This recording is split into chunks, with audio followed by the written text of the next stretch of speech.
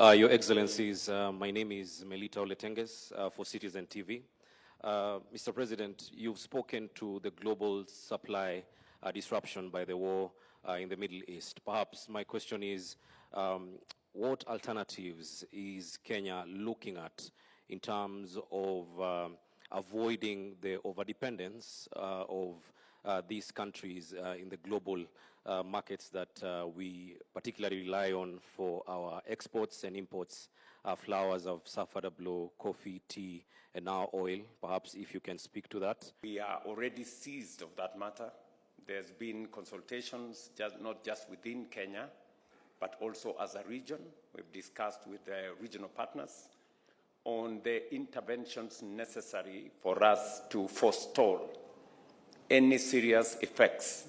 The challenge of the Middle East crisis is going to pose to our economies, both in terms of fuel supply, commodity supply, which is a reality because of the challenges of logistics and transport across the Strait of Hormuz and the attendant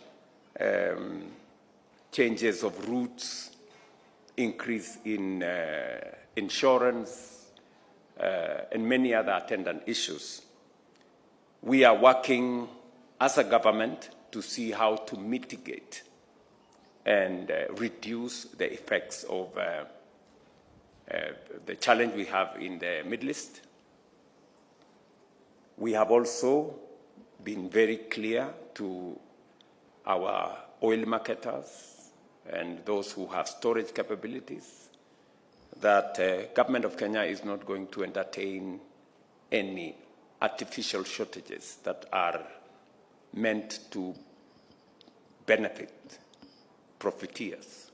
We are going to be very careful working with all the stakeholders to make sure that every participant works with the conditions of their licensing to make sure that we don't exacerbate or accelerate the negative effects, but instead we work together to mitigate and minimize the effects.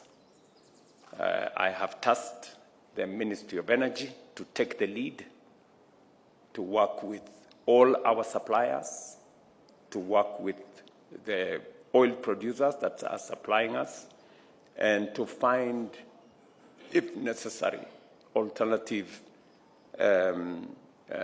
sources that would mitigate any shortages.